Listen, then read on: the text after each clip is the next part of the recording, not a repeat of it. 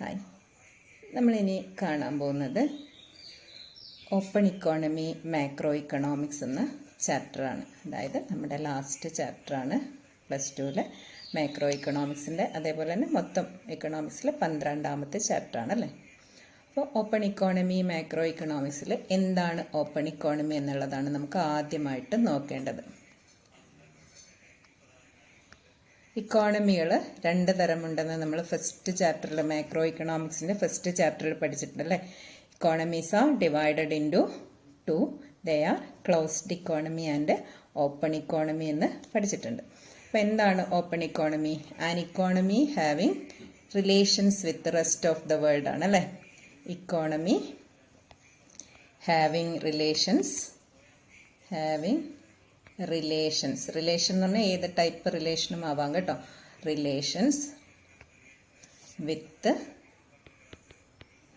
Other countries or rest of the world. ലോകത്തിലെ മറ്റ് രാഷ്ട്രങ്ങളുമായിട്ട് ബന്ധം പുലർത്തുന്ന സമ്പദ് വ്യവസ്ഥകളെയാണ് ഓപ്പൺ ഇക്കോണമി എന്ന് വിളിക്കുന്നത്, തുറന്ന സമ്പദ് വ്യവസ്ഥ എന്ന് വിളിക്കുന്നത്. ഇനി ഇങ്ങനെ ഇല്ലാത്തത്, അതായത് an economy which has no relations with the rest of the world or other countries is called closed economy. അടഞ്ഞ സമ്പദ് വ്യവസ്ഥ എന്താണ് നമ്മൾ പഠിച്ചിട്ടുണ്ട്. ഒരു ഇക്കോണമിക്ക് മറ്റ് രാഷ്ട്രങ്ങളുമായിട്ട് യാതൊരു ബന്ധവുമില്ല എങ്കിൽ അതിനെ ക്ലോസ്ഡ് ഇക്കോണമി എന്നാണ് വിളിക്കുക എന്ന് പഠിച്ചിട്ടുണ്ടല്ലേ. അപ്പോൾ നമുക്ക് എങ്ങനെയാണ് ഒരു ഇക്കോണമി മറ്റ് രാഷ്ട്രങ്ങളുമായി ബന്ധപ്പെടുന്നതെന്ന് പഠിക്കാം. an economy relates with the rest of the world and this relationship is analyzed under 3 heads called linkages. 3 linkages. ഒരു ഇക്കോണമിക്ക് മറ്റ് രാഷ്ട്രങ്ങളുമായുള്ള ബന്ധങ്ങളെ നമ്മൾ ലിങ്കേജസ് എന്നാണ് വിളിക്കുക. അപ്പോൾ ഒരു ഇക്കോണമിക്ക് 3 തരം ലിങ്കേജുകളാണ് റെസ്റ്റ് ഓഫ് ദ വേൾഡുമായിട്ടുണ്ടാവുന്നത്. 3 linkages.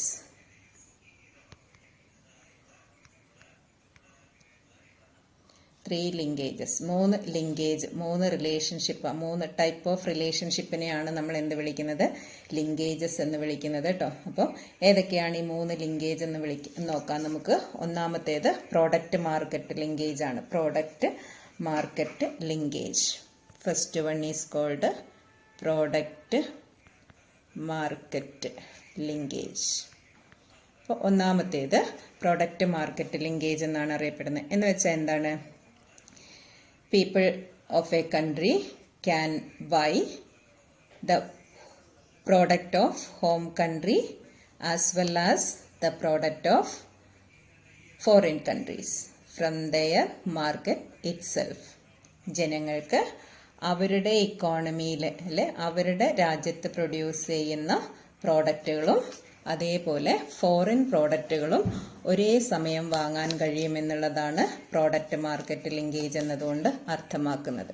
പ്രോഡക്റ്റ് മാർക്കറ്റ് എന്ന് പറഞ്ഞ ലിങ്കേജ് എന്ന് പറഞ്ഞാൽ both home and foreign products. Home കൺട്രിയിൽ പ്രൊഡ്യൂസ് ചെയ്യുന്ന പ്രോഡക്റ്റുകളും അതേപോലെ എന്താണ് ഔട്ട്സൈഡ് ഫോറിൻ കൺട്രീസ് എന്ന് പറയുന്നത് ഔട്ട്സൈഡ് ദ കൺട്രിയാണ്. ഔട്ട്സൈഡിൽ പ്രൊഡ്യൂസ് ചെയ്യുന്ന കമോഡിറ്റീസും വാങ്ങാൻ കഴിയുമെന്നുള്ളതാണ് പ്രോഡക്റ്റ് മാർക്കറ്റ് ലിങ്കേജ് എന്നതുകൊണ്ട് അർത്ഥമാക്കുന്നത്. അപ്പം നമുക്ക് തന്നെ അറിയാം, നമ്മുടെ വീട്ടിൽ വാങ്ങുന്ന പല സാധനങ്ങളും നമ്മുടെ ഇക്കോണമിയിൽ പ്രൊഡ്യൂസ് ചെയ്യുന്നതല്ലേ. Made in China, made in Germany, made in America അല്ലേ, അങ്ങനെയൊക്കെയാണ് സാധനങ്ങളുടെ മുകളിലുണ്ടാവുക. മെയ്ഡ് ഇൻ ഇന്ത്യ എന്ന് പറയുന്നത് പോലെ തന്നെ പല കമോഡിറ്റീൻ്റെ മുകളിലും ഇതേപോലെ ഒറിജിൻ എഴുതിയിട്ടുണ്ടാവും. എന്ന് വെച്ചാൽ എന്താണ്? പ്രോഡക്റ്റ് മാർക്കറ്റ് ലിങ്കേജ് ഉള്ളത് കൊണ്ടാണ് നമുക്കിങ്ങനെ സാധനങ്ങൾ വാങ്ങിക്കാൻ കഴിയുന്നത്. The consumers of A country can buy both home countries and foreign countries products in there market itself. അവരുടെ മാർക്കറ്റിൽ നിന്ന് തന്നെ 2 തരം കമോഡിറ്റീസും വാങ്ങാൻ കഴിയുമെന്നുള്ളതാണ് പ്രോഡക്റ്റ് മാർക്കറ്റ് ലിങ്കേജ്. ഓക്കെ, ഇനി രണ്ടാമത്തേത് ഫൈനാൻഷ്യൽ മാർക്കറ്റ് ലിങ്കേജ് ആണ്.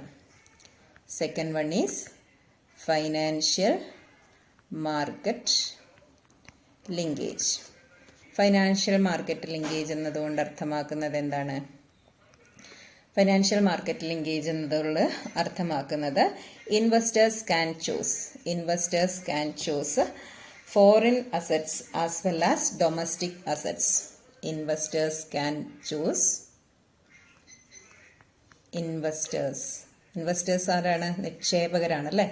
Investors can choose both foreign and can choose domestic and foreign assets. അതായത് ഏതിൽ നിക്ഷേപിക്കണം എന്നുള്ളത് തീരുമാനിക്കാൻ, അതായത് ഹോം കൺട്രിയിലുള്ള മാർക്കറ്റ് ഫൈനാൻഷ്യൽ ഇൻസ്ട്രുമെൻസിൽ നിക്ഷേപിക്കണോ, ഇൻവെസ്റ്റ്മെൻറ്റ് നടത്തണോ, അതെയോ പുറത്തുള്ള രാജ്യത്തിൻ്റെ കമ്പനികളുടെ ഷെയറുകൾ അതുപോലെ അവിടെ ഡെപ്പോസിറ്റ് നടത്തണോ എന്നൊക്കെ തീരുമാനിക്കാനുള്ള അവകാശം ഉണ്ടാവും. അതല്ലെങ്കിൽ അതേപോലുള്ള ആനുകൂല്യങ്ങളും അവർക്ക് കിട്ടുന്നുള്ളതാണ്. Financial market linkage means investors of the country can decide about in which assets, that is whether in domestic or in foreign assets should be invested. And മൂന്നാമത്തേതെന്ന് പറയുന്നത് നമ്മുടെ ഫാക്ടർ മാർക്കറ്റ് ലിങ്കേജ് ആണ്. ഇതെല്ലാവർക്കും അറിയാവുന്നതാണ് അല്ലേ. Factors of production. Factor market ലിങ്കേജിൻ്റെ എന്ന് പറയുന്നത് എന്താണ്? Factor market linkage.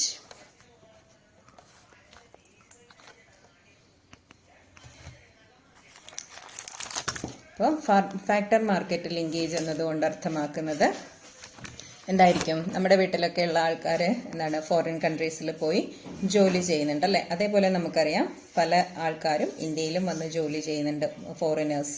അപ്പോൾ എന്ന് വെച്ചാൽ എന്താണ്? Factors of production R exchanged between countries.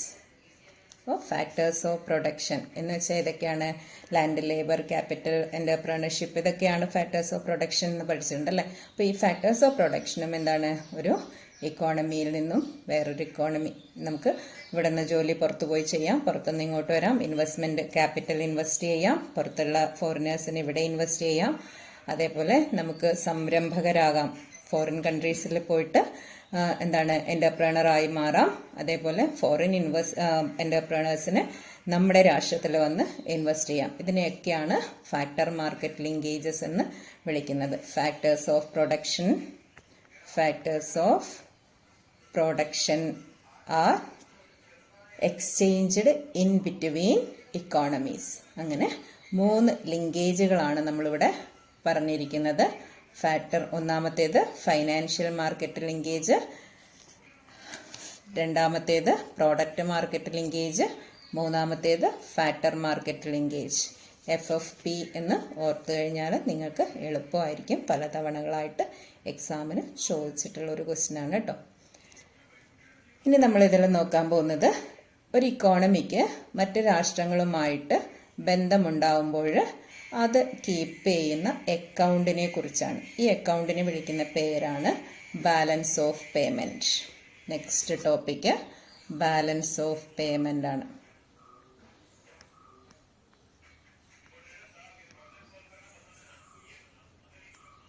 നമ്മൾ ചെറിയ ക്ലാസ്സുകളിൽ ബാലൻസ് ഓഫ് ട്രേഡ് എന്ന് കേട്ടിട്ടുണ്ടല്ലേ. എന്താണ് വ്യാപാരശിഷ്ടം എന്നാണ് ബാലൻസ് ഓഫ് ട്രേഡിന് പറയുക അല്ലേ. എന്താണ് വ്യാപാരശിഷ്ടം എന്ന് പറയുന്നത്? നമ്മൾ ഒരു രാഷ്ട്രത്തിൽ നിന്നും വേറൊരു രാഷ്ട്രത്തിലേക്ക് കയറ്റുമതിയും ഇറക്കുമതിയും ചെയ്യും അല്ലേ. ഇതിനെ ബാലൻസ് ഓഫ് പേയ്മെൻറ്റിനെ BOP എന്നാണ് വിളിക്കുക കേട്ടോ, balance of payment. Balance of trade എന്ന് പറയുന്നത് BOT ആണ്. ബാലൻസ് ഓഫ് ട്രേഡ് എന്ന് പറയുന്നത് എന്താണ്? ഒരു ഇക്കോണമിയിൽ നിന്നും മറ്റ് രാഷ്ട്രങ്ങളിലേക്ക് കയറ്റുമതി ചെയ്യാറുണ്ട്, എക്സ്പോർട്ടും ഇമ്പോർട്ടും ചെയ്യും അല്ലേ. ബാലൻസ് ഓഫ് ട്രേഡ് എന്ന് പറയുന്നത് എക്സ്പോർട്ടിൻ്റെയും ഇമ്പോർട്ടിൻ്റെയും ബാലൻസിനെയാണ് എന്ത് വിളിക്കുന്നത്? ബാലൻസ് ഓഫ് ട്രേഡ് എന്ന് വിളിക്കുന്നത്. അപ്പോൾ എക്സ്പോർട്ട് കൂടുതലും ഇമ്പോർട്ട് കുറവുമാണെങ്കിൽ സർപ്ലസ് ബാലൻസ് ഓഫ് ട്രേഡ് എന്ന് വിളിക്കും. അതേസമയം എന്താണ്? Export is equal to import ആണെങ്കിൽ ബാലൻസ് ഓഫ് ട്രേഡ് എന്ന് വിളിക്കും. ഇനി എക്സ്പോർട്ട് ലെസ് ദാൻ ഇമ്പോർട്ട് ആണെങ്കിൽ deficit in balance of trade എന്ന് വിളിക്കും അല്ലേ. അപ്പോൾ ഈ ബാലൻസ് ഓഫ് ട്രേഡ് എന്ന് പറയുന്നത് എന്താണ്? Visible items. ട്രേഡ് ചെയ്യുന്നത് എന്താണ്? സാധനങ്ങളും സേവനങ്ങളും അല്ലെ. സാധനങ്ങൾ കയറ്റുമതി ചെയ്യുന്നു, ഇറക്കുമതി ചെയ്യുന്നു. അപ്പോൾ നമുക്ക് കാണാൻ പറ്റുന്ന സാധനങ്ങളായതുകൊണ്ട് തന്നെ ബാലൻസ് ഓഫ് ട്രേഡ് എന്ന് പറയുന്നത് വിസിബിൾ ഐറ്റംസിന്റെ അക്കൗണ്ട് അല്ലെങ്കിൽ കൊടുക്കൽ വാങ്ങലുകളാണ് എന്ന് പറയും ബാലൻസ് ഓഫ് ട്രേഡ്. അപ്പോൾ ഈ ബാലൻസ് ഓഫ് ട്രേഡിനേക്കാളും കുറച്ചുകൂടെ വലിയൊരു ടേമാണ് ബാലൻസ് ഓഫ് പേയ്മെന്റ് എന്ന് പറയുന്നത്. Balance of payment is the summary record of. Balance of payment is the summary. Summary എന്ന് പറഞ്ഞാൽ എന്താണ്? ചുരുക്കമാണ് അല്ലെ. Summary record of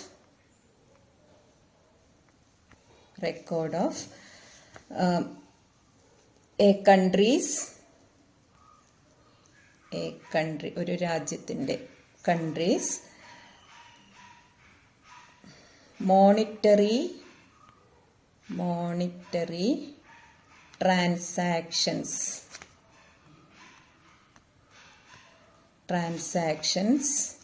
with the rest of the world.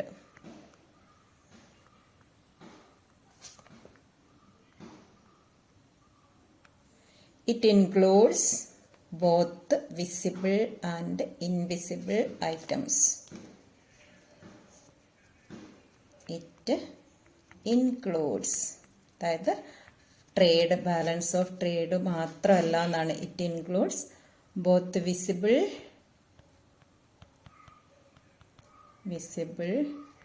And invisible. Invisible item എന്ന് പറഞ്ഞാൽ എന്താണ്? സർവീസസ്, അതേപോലെ ഫൈനാൻഷ്യൽ എക്സ്ചേഞ്ച് ഒക്കെയാണ്. ഗിഫ്റ്റായിട്ട്, ട്രാൻസ്ഫർ പേയ്മെൻ്റ് ആയിട്ട് ഒക്കെ വരുന്നതാണ് എന്ത് വരുന്നത്? ഇൻവിസിബിൾ ഐറ്റം എന്നതുകൊണ്ട് ഉദ്ദേശിക്കുന്നത്. അപ്പോൾ balance of payment is the summary record of A countries monetary transactions with rest of the world.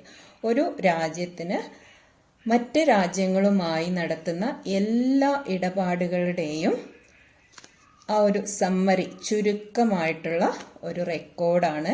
ഒരു റെക്കോർഡ് കീപ്പപ്പ് ചെയ്യേണ്ടതുണ്ട്. അതിനെയാണ് നമ്മൾ എന്ത് വിളിക്കുന്നത്? ബാലൻസ് ഓഫ് പേയ്മെന്റ് എന്ന് വിളിക്കുന്നത്. അപ്പോൾ അതിൽ എല്ലാ ട്രാൻസാക്ഷൻസും, അതായത് ഗിഫ്റ്റ് ആയിട്ടാണെങ്കിലും അല്ലെങ്കിൽ ദുരിതാശ്വാസത്തിന് കൊടുക്കുന്ന സഹായധനങ്ങൾ, ഗ്രാൻറ്റുകളാണെങ്കിലും, അതേപോലെ എന്താണ് സർവീസസ് എക്സ്ചേഞ്ച് ചെയ്ത ഫാക്ടേഴ്സ് ഓഫ് പ്രൊഡക്ഷൻ ആണെങ്കിൽ, അല്ലെങ്കിൽ ഫ്രീ സർവീസ് ആണെങ്കിൽ, എന്തൊക്കെയാണെങ്കിലും നമ്മൾ എന്തൊക്കെയാണോ അങ്ങോട്ടേക്കും ഇങ്ങോട്ടേക്കും കൊടുക്കുന്നത്, നമ്മൾ ഹോം കൺട്രി ഫോറിൻ കൺട്രീസിലേക്കും, അതേപോലെ ഫോറിൻ കൺട്രീസ് ഡൊമസ്റ്റിക് കൺട്രിയിലേക്കും കൊടുക്കുകയും വാങ്ങുകയും ചെയ്യുന്നതിൻ്റെ ബാലൻസിനെയാണ്, ആ റെക്കോർഡിനെയാണ് എന്ത് വിളിക്കുന്നത്? ബാലൻസ് ഓഫ് പേയ്മെന്റ് എന്ന് വിളിക്കുന്നത്. It is the summary record of countries monetary transaction with rest of world and includes both visible and invisible items. ഇനി ബാലൻസ് ഓഫ് പേയ്മെന്റിന് നമ്മൾ മൂന്നായിട്ട്, ബാലൻസ് ഓഫ് പേയ്മെന്റിൽ ഇങ്ങോട്ടേക്ക്, അതായത് റെമിറ്റ് ചെയ്യുന്നതിന് ബാലൻസ് ഓഫ് പേയ്മെന്റ് റെസിപ്റ്റ് എന്ന് വിളിക്കും. ബാലൻസ് ഓഫ് പേയ്മെന്റിന്റെ കൊടുക്കുന്ന ഭാഗത്തെ ബാലൻസ് ഓഫ് പേയ്മെന്റിന്റെ എക്സ്പെൻഡിച്ചർ സൈഡ് എന്ന് ആണ് വരുന്നത് അല്ലേ. അപ്പോൾ ഇത് ബാലൻസ് ഓഫ് പേയ്മെന്റിൽ ബാലൻസിലാവും, ഡെഫിസിറ്റിലാവും, അതേപോലെ എന്താണ് സർപ്ലസിലും ആവും. ബാലൻസ് ഓഫ് പേയ്മെന്റിൽ എന്താണ്? സർപ്ലസിലാവാം. ബാലൻസ് ഓഫ് പേയ്മെന്റ് സർപ്ലസ് ആവാം. നമ്മൾ ബഡ്ജറ്റിന്റെ കാര്യത്തിൽ ഇതൊക്കെ പഠിച്ചിട്ടുണ്ടായി അല്ലേ. അപ്പോൾ സർപ്ലസ് ആവാം, അല്ലെങ്കിൽ എന്താണ് ബാലൻസ് ആവാം, അതുമല്ലെങ്കിൽ എന്താവാം ഡെഫിസിറ്റിലും ആവാം. പക്ഷെ എന്താണ് അക്കൗണ്ടുകളാണ് ബാലൻസ് ഓഫ് പേയ്മെന്റിൽ അക്കൗണ്ട്സ്, ബാലൻസ് ഓഫ് പേയ്മെന്റ് അക്കൗണ്ടുകളാണ് ഇങ്ങനെ വരുന്നത് കേട്ടോ. അപ്പോൾ ഈ ഡെഫിസിറ്റിൽ എന്ത് വരുന്നോ ആ ഡെഫിസിറ്റ് അതെന്ത് വേറൊരു ഭാഗത്ത് എന്ത് ചെയ്യണം, അത് മാനേജ് ചെയ്തിരിക്കണം. അതുകൊണ്ട് തന്നെ balance of payment is always in balance. ഇതെപ്പോഴും കീപ്പ് ചെയ്യുന്നത് ബാലൻസിലായിരിക്കും. Balance of payment is always in balance എന്നാണ് പറയുക. അതായത് ബാലൻസ് ഓഫ് പേയ്മെന്റ് റെക്കോർഡ് എപ്പോഴും ബാലൻസിലാണ് കീപ്പപ്പ് ചെയ്യുന്നത്. ഇനി ബാലൻസ് ഓഫ് പേയ്മെന്റിന്റെ അക്കൗണ്ടുകളെ കുറിച്ചാണ് പഠിക്കാനുള്ളത്. സാധാരണ 4 അക്കൗണ്ടുകളെ, അതായത് ബാലൻസ് ഓഫ് പേയ്മെൻറ്റിൻ്റെ 4 അക്കൗണ്ടുകൾ എന്നറിയപ്പെടുന്നത് current account, capital account, account of official records, അതേപോലെ എറേഴ്സ് ആൻഡ് എമിഷൻസ് എന്ന് പറഞ്ഞ 4 അക്കൗണ്ടുകളാണ് സ്വതവേ നമ്മൾ ബാലൻസ് ഓഫ് പേയ്മെൻറ്റിന് പഠിക്കാനുള്ളത്. പക്ഷേ +2 ലെവലിൽ നമ്മൾ 2 അക്കൗണ്ടുകൾ മാത്രമേ പഠിക്കുന്നുള്ളൂ. അത് ഏതൊക്കെയാണെന്ന് നമുക്ക് നോക്കാം. Accounts of balance of payment, BOP accounts. Balance of പേയ്മെൻറ്റിന് 2 അക്കൗണ്ടുകളാണ് പറയുന്നത്. ഒന്നാമത്തേത് കറണ്ട് അക്കൗണ്ടും രണ്ടാമത്തേത് ക്യാപിറ്റൽ അക്കൗണ്ടും. Current account and capital account.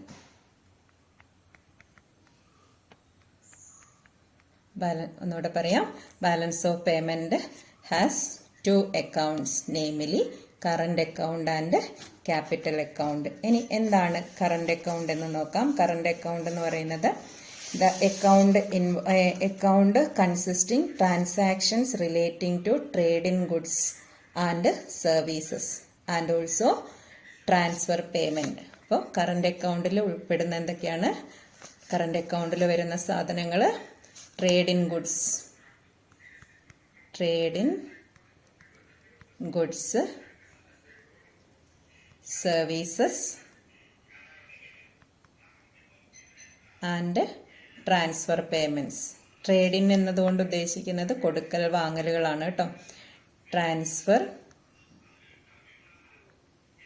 Payments,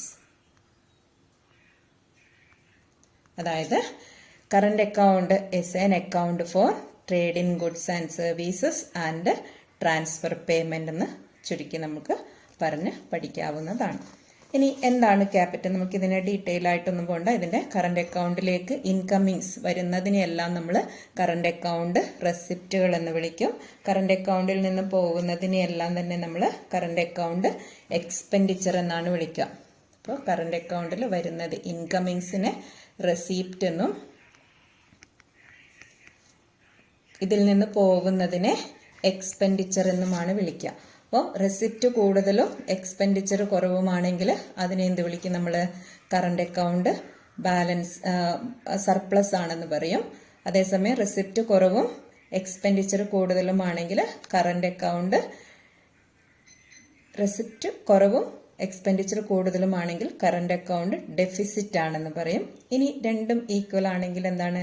അതിനെ ബാലൻസ് ഇൻ കറണ്ട് അക്കൗണ്ട് എന്ന് പറയും. അപ്പോൾ അതൊക്കെ നമുക്ക് അറിയാവുന്നതാണ്. അത് ആ സാഹചര്യം നോക്കി നമ്മൾ എഴുതിയാൽ മതി. ഇനി ഇതേപോലെ ക്യാപിറ്റൽ അക്കൗണ്ട് ആണ്. ക്യാപിറ്റൽ അക്കൗണ്ട് എന്ന് പറയുന്നത് shows the flow of capital ആണ്. Capital account shows flow of capital. Flow of capital. Capital എങ്ങനെയാണ് ഫ്ലോ ചെയ്യുന്നത്? ഇൻ ബിറ്റ്വീൻ കൺട്രീസ് ആണ് അല്ലേ. All transactions like lending, borrowing and investment. Capital എങ്ങനെയാണ് പോകുന്നത്? Lending, in between countries lending. അതേപോലെ എന്താണ്? Borrowing. ലെൻഡിങ്ങും ബോറോയിങ് തമ്മിലുള്ള മാറ്റം അറിയാലോ. Borrowing and then third one investment. ഈ രീതികളിൽ 2 രാഷ്ട്രങ്ങൾ അല്ലെങ്കിൽ ഒരു രാഷ്ട്രവും മറ്റ് ലോകരാഷ്ട്രങ്ങളുമായിട്ടുള്ള കൊടുക്കൽ വാങ്ങലുകളുടെ അക്കൗണ്ടിനെയാണ് എന്തായിട്ട് പറയുന്നത്? ക്യാപിറ്റൽ അക്കൗണ്ട് എന്ന് പറയുന്നത്. ക്യാപിറ്റൽ അക്കൗണ്ടും എന്താവാം? ഡെഫിസിറ്റിലാവാം, സർപ്ലസിലാവാം, ബാലൻസിലാവാം. അതായത് ക്യാപിറ്റൽ അക്കൗണ്ടിനും എന്തുണ്ട്? ക്യാപിറ്റൽ അക്കൗണ്ടിലേക്ക് വരുന്നതിനെ നമ്മൾ റെസിപ്റ്റ് എന്നും വിളിക്കും, പോകുന്നതിനെ എക്സ്പെൻഡിച്ചർ എന്നും വിളിക്കും അല്ലേ. അപ്പോൾ ക്യാപിറ്റൽ അക്കൗണ്ടിനും 2 ഭാഗങ്ങളാണ് ഉണ്ടാവുന്നത്.